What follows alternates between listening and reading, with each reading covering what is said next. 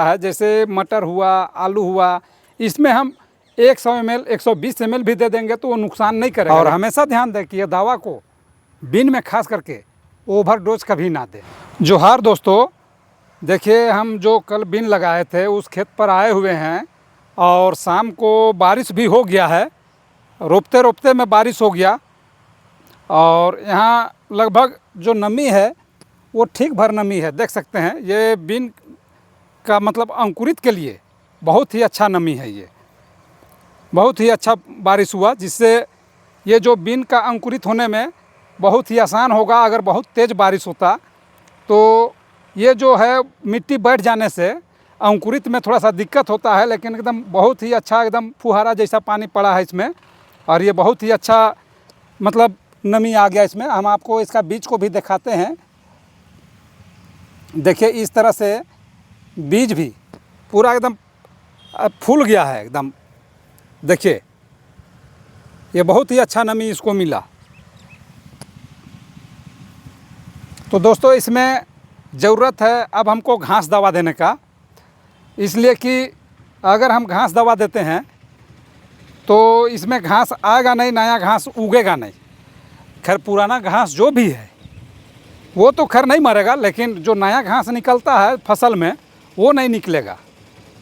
तो इसमें जो दवा हम देंगे वो थोड़ा सा मात्रा कम करके देंगे इसमें हम। काहे कि अगर ज़्यादा मात्रा दिए तो बीन ऐसा नाजुक चीज़ होता है और उसका जो पत्ता होता है वो रोवादार होता है, तो जो पत्ता है वो सिकुड़ने लगता है। इसीलिए इसमें हम थोड़ा सा मात्रा कम करके देंगे। जैसे हम आलू लगाए, मटर लगाए, तो ये सब में हम मात्रा बढ़ा के भी देंगे तो उससे उसको नुकसान नहीं है। लेकिन बीन ऐसा फसल है कि इसको बहुत ही नाजुक चीज़ है, इसलिए बहुत ही उसको नियमित ढंग से देना पड़ेगा, बहुत ज़्यादा ओवर मात्रा में नहीं देना है। तो देखिए हम लोग नाली भी निकाले हैं, लेकिन कुछ नाली अभी भी बचा हुआ है। शाम को बारिश होने लगा जिसके कारण हम नहीं निकाल पाए। तो जो नाली है वो आज हम निकासी करेंगे, पानी का निकासी करेंगे, उसके बाद फिर इसमें हम दवा देंगे। तो चलिए सबसे पहले हम लोग अभी दवा के बारे में आपको बताते हैं कि कौन सा दवा हम दे रहे हैं और उसका बेहतर रिजल्ट आएगा। तो देखिए दोस्तों यही वो दवा है जिसको हम बीन में देंगे और बीन में हम इसको लगभग 60 ml के हिसाब से देंगे। ये 20 लीटर का टंकी है, उसमें 60 ml के हिसाब से हम देंगे। काहे कि बीन में इससे ज़्यादा देंगे तो वो हमको नुकसान कर सकता है। जैसे मटर हुआ, आलू हुआ, इसमें हम 100 ml 120 ml भी दे देंगे तो वो नुकसान नहीं करेगा। लेकिन बीन ऐसा फसल है, बहुत ही नाजुक फसल होता है बीन, तो इसके लिए हमको ये मात्र 60 ml देंगे ये दवा को, और ये 60 ml में ही काम कर जाएगा। और ये दवा है आपका प्रेटिला क्लोर। ये दवा प्रेटिला क्लोर है, देख सकते हैं यहाँ पर। ये कोई भी कंपनी का आप ले सकते हैं, इसमें कोई दिक्कत नहीं है। और इस दवा को खास करके बहुत ज़्यादा घाना भी नहीं देना है, बस इसको देने समय ऊपर ऊपर उड़ाना है। हम आपको दिखाएंगे, देते हुए भी दिखाएंगे इस चीज़ को आगे। लेकिन हमेशा याद रखें कि इसे जो दवा है उसको 60 ml से ज़्यादा बीन में ना दे, काहे कि ये नुकसान भी करेगा अगर ज़्यादा ओवरडोज दे दिए तो सबसे पहले हम इसको, और साथ में देखिए ये भी देते हैं, गोंद भी देते हैं, ताकि जो मिट्टी में तो अभी पूरा नमी है, जैसे भी एक बूंद भी पड़े तो मिट्टी में चारों तरफ फैलाने के लिए साथ में गोंद का भी देना बहुत ज़रूरी है। काहे कि जितना एरिया में दवा का जो पानी पड़ेगा उतना एरिया में घास किसी भी तरह का नहीं निकलेगा। तब तक जो है बीन कोड़ा करने के लिए भी बन जाता है और आसानी से हम लोग घास पर नियंत्रण पा लेते हैं। तो देखिए हम इसको आपको बताते हैं नाप के कि मतलब घोल के कि सबसे पहले तो हम आधा जर्किन पहले पानी भरेंगे।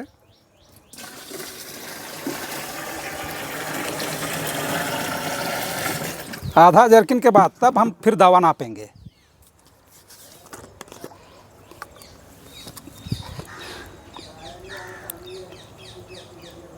देखिए ये 60 ml का है, पूरा भर के हम इसमें दे दिए।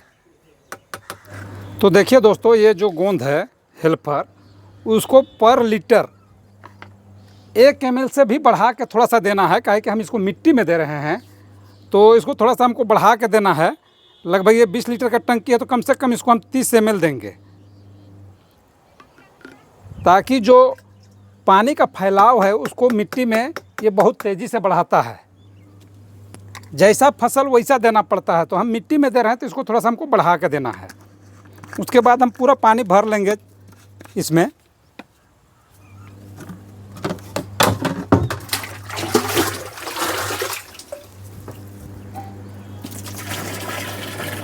और कोई भी दवा या किसी फसल में हो या कहीं भी दे रहे हैं तो दवा घोरने वाला जो पानी है वो बिल्कुल साफ़ होना चाहिए।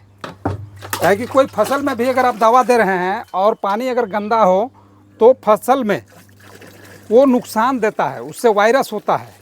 इस चीज़ को भी ध्यान देना बहुत ही ज़रूरी है सभी किसान भाइयों को। तो देखिए पूरी तरह से भर गया। और हमेशा ध्यान दें, जो दवा हम बताए आपको वो दवा ओवरडोज कभी भी खास करके बिन में नहीं होना चाहिए। इस चीज़ को ध्यान में रखना बहुत ही ज़रूरी है, नहीं तो लगाया हुआ फसल में पूरा तरह से नुकसान दे सकता है। तो चलिए अब हम लोग चलते हैं खेत पर। तो देखिए दोस्तों, हम खेत पर आ गए हैं और दवा भी आप शुरू कर दिए हैं। आप देख रहे हैं कि हम किस तरह से दे रहे हैं दवा। एकदम महीन फुहारा करके, एकदम जितना भी हो एकदम ये जो नोजल है उसको एकदम टाइट करके एकदम फुहारा में इसको दे, ताकि हर जगह मिट्टी में ये दवा पड़े। और विशेष ध्यान देना ये ज़रूरी है कि आपका खेत में नमी कैसा है। अगर नमी बहुत ही अच्छा है, मतलब ऊपर चपचप हो गया पूरा मिट्टी, तो वो उसका रिज़ल्ट अच्छा आएगा। और अगर मिट्टी में अगर नमी नहीं है तो फिर इस दवा का कोई काम नहीं है। तो इसलिए ज़रूर ध्यान दें कि मिट्टी में पूरा नमी होना चाहिए। और ख़ास करके ये चीज़ को ध्यान देना है कि अगर आपका बीन अंकुरित हो रहा है तो बिल्कुल ही ये दवा ना दे, काहे कि ये दवा निश्चित रूप से उसको नुकसान देगा। जैसे हम इसको कल लगाए हैं और शाम को बारिश हो गया, और बारिश होने के बाद ये मिट्टी में काफ़ी नमी आ गया है, हम इसमें अभी दे सकते हैं। काहे कि जो बीन का जो बीज हम डाले हैं वो अंकुरित नहीं हुआ है। तो इस चीज़ को ज़रूर ध्यान दें, काहे कि अंकुरित होने के बाद बीन ऐसा चीज़ है कि 2 से 3 दिन में वो ज़मीन से बाहर आ जाता है। और उस दरमियान जो भी पत्ता होगा जो बीन का वो सिकुड़ने लगेगा। तो खास करके इस चीज़ को ध्यान दें कि आप लगाए और तुरंत अगर बारिश हो गया या आप उसको सिंचाई कर दिए तभी ये दवा दें, नहीं तो 2-4 दिन हो गया तो फिर ये दवा ना दें। काहे कि 2-4 दिन में पूरा तरह से बीज अंकुरित हो जाता है बीन का। इस चीज़ को हमेशा ध्यान में रखें। तो देखिए दोस्तों, इस दवा को देने से एक ही फ़ायदा है कि जब हम कोड़ा खोपा करेंगे बीन को तो उस समय बिल्कुल ही घास नहीं रहेगा। काहे कि ये जो दवा है घास को अंकुरित होने नहीं देता है। हाँ, लेकिन एक चीज़ है, जो खेत में पुराना घास है उसको ये दवा बिल्कुल भी नहीं मारेगा। वो जो घास को बिल्कुल छुएगा तक नहीं। इसलिए हमेशा ध्यान में रखना है कि आपको ये ना सोचे कभी कि जो घास है पहले से निकला हुआ घास है उसे ये दवा मार दे, तो वैसा नहीं है। ये दवा सिर्फ जो घास अंकुरित होता है उसको अंकुरित होने नहीं देता है। तो इस चीज़ को हमेशा ध्यान में रखें। और बीन निकलते क्रम में कभी भी ना दे ये दवा, काहे कि जो बीन को पूरी तरह से ये नुकसान पहुंचाता है। काहे कि हम ऐसा करके देख चुके हैं और हम उस नुकसान से गुजरे हुए हैं, इसलिए हम आपको बता रहे हैं कि कभी भी ऐसा गलती ना करें। तो देखिए दोस्तों, हमेशा ध्यान दें कि जो ऊपर का मिट्टी है ये वाला, ये जो मिट्टी है वो पूरा नमी होना चाहिए। ऐसा नहीं कि मतलब ऊपर चरका हो गया सूख के धूप से, तो फिर ये दवा का कोई काम नहीं है। इसलिए हमेशा ध्यान में रखें। और दूसरी चीज़ है कि जैसे शाम को बारिश हुआ तो सुबह हम उसमें दवा को अगर स्प्रे कर दें तो वो और अच्छा रिजल्ट उसका आता है। या जैसे हम सुबह पटाए हैं तो शाम को अगर उसका स्प्रे कर दें तो उसमें भी अच्छा रिजल्ट आता है। तो इस चीज़ को हमेशा ध्यान में रखें कि मतलब इसे पूरा नमी से भरा हुआ होना चाहिए, उसके बाद ही हम ये दवा स्प्रे कर सकते हैं। और हमेशा ध्यान दें कि ये दवा को बीन में खास करके ओवरडोज कभी ना दें। और देखिए दोस्तों, शाम को बारिश हुआ था और हम सुबह दवा को मार रहे हैं ताकि जो ऊपर का जो मिट्टी है वो पूरी तरह से ना सूखे।